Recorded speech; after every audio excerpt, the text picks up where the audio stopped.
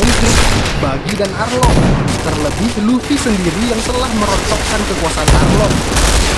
Kita tentu sudah tahu bahwa kewenangan Arlong selama 8 tahun di desa Kokoyashi telah membuat banyak warga desa sangat menderita. Tak ada yang bisa dilakukan para warga selama tunduk pada perintah Arlong. Bahkan laut pun saat itu tidak berkutik dengan Arlong yang telah membangun basis kerajaan manusia ikan di sana.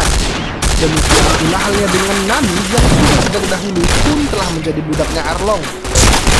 Dia dipaksa bekerja membuat peta, disiksa, dipukuli, dan bahkan ibunya sendiri dibunuh oleh Arlong.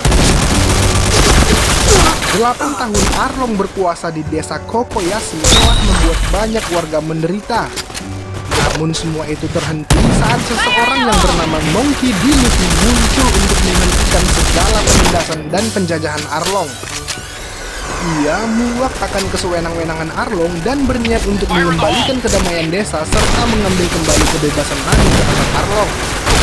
Dan disinilah titik awal perjalanan Monkey Luffy di mana saat ia berhasil mengalahkan Arlong dan menyelamatkan desa Kokoyashi, ia pun diganjar Monkey sebesar 30 juta berry oleh Angkatan Laut. Number 2. Melanjutkan perjalanannya dan mendapatkan nakama baru yang bernama Chopper yang adalah seorang dokter, petualangan Luffy pun berlanjut di suatu tempat di mana ia bertemu dengan seorang wanita yang bernama Nefertari Vivi. Vivi yang saat itu melihat kekuatan dan kemurahan hati wanita ini kemudian meminta tolong kepada Luffy untuk membantunya menyelamatkan kerajaan yang dipimpin oleh ayahnya.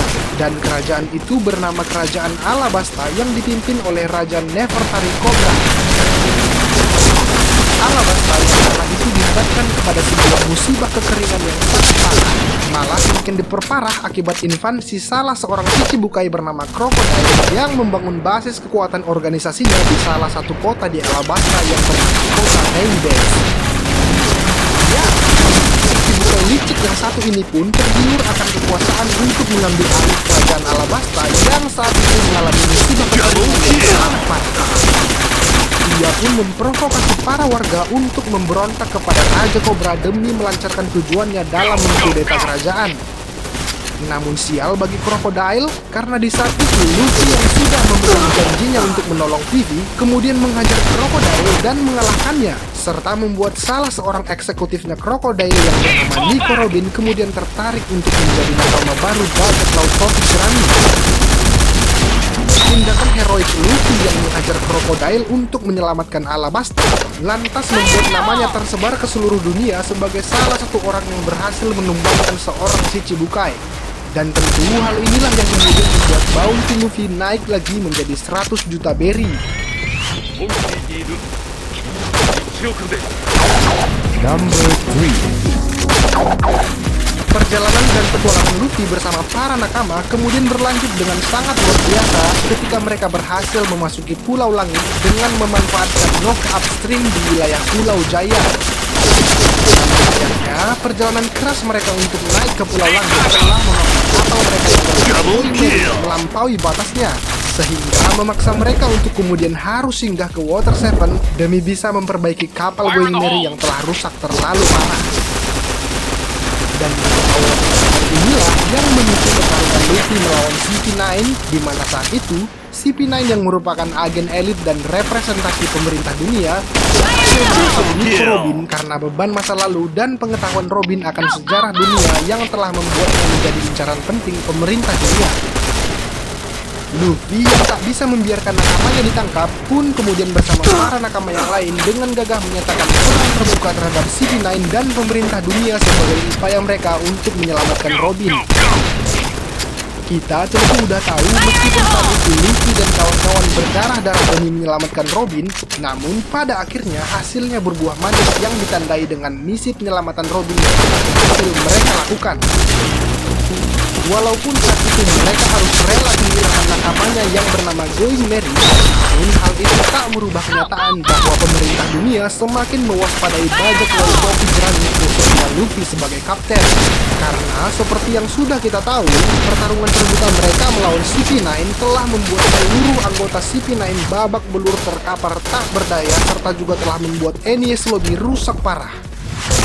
Hal ini tentu telah membuat wajah pemerintah dunia tercoreng dan terhina yang memaksa mereka untuk menaikkan bounty seluruh kru Topi Jerami, termasuk Luffy sendiri yang mendapatkan kenaikan bounty yang cukup signifikan.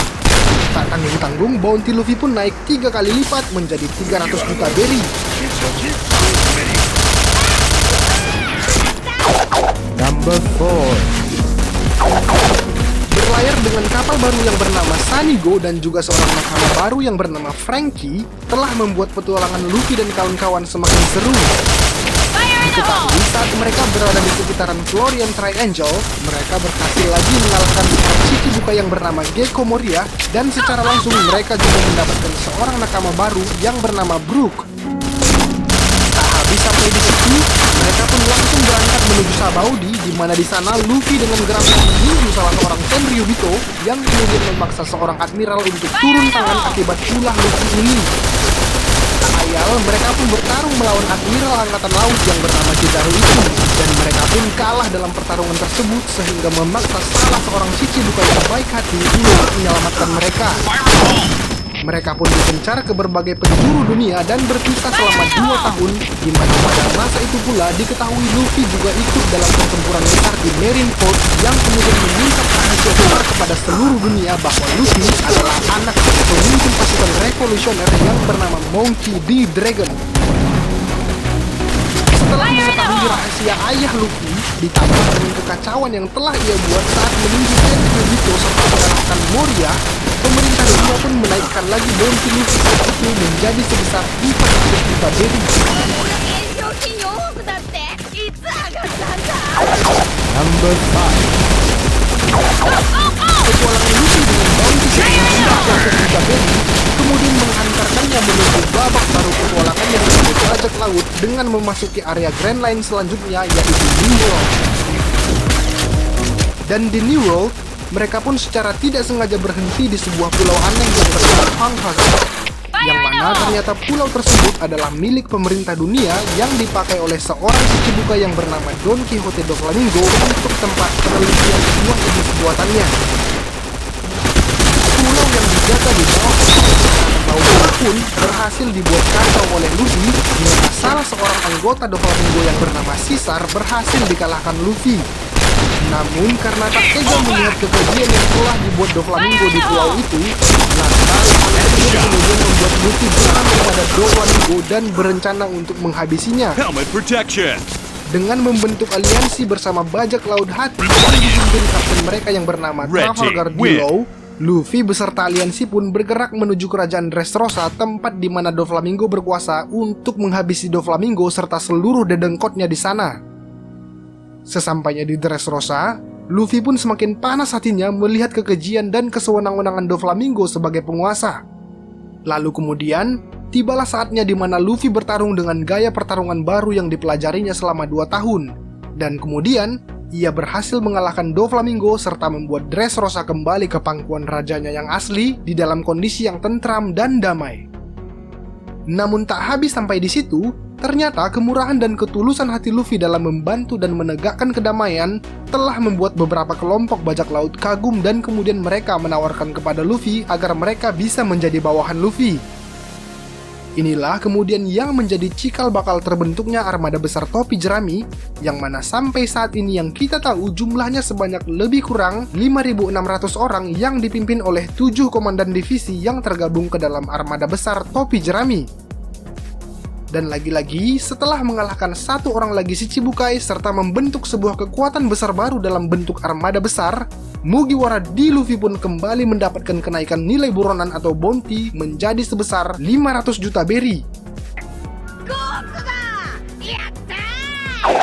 Number 6.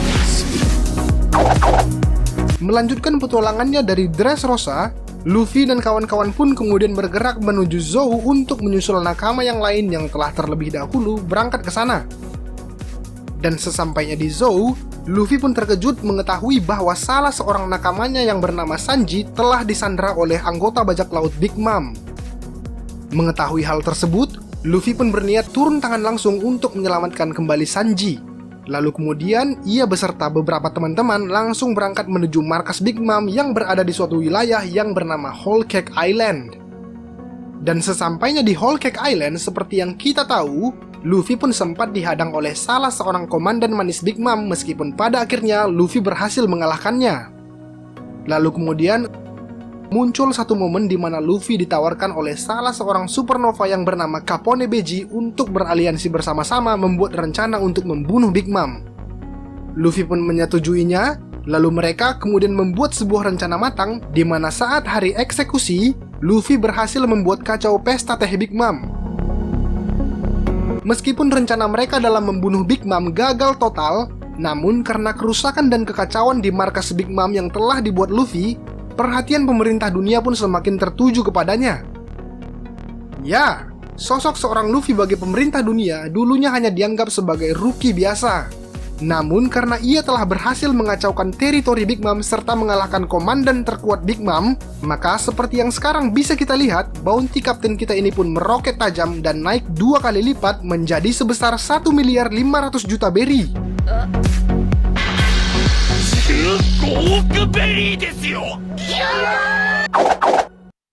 Well, demikianlah bosku perjalanan bounty Luffy dari awal hingga saat ini. Meskipun saat ini bounty Luffy sudah sangat besar, namun tak menutup kemungkinan saat ini di Arc Wano, Luffy mungkin bisa mendapatkan bounty yang lebih besar lagi. Well, terima kasih sudah menonton bosku. Jika kalian ada kritik dan saran tentang video dan channel ini, jangan malu-malu ya bosku menuliskannya di kolom komentar. Ciao!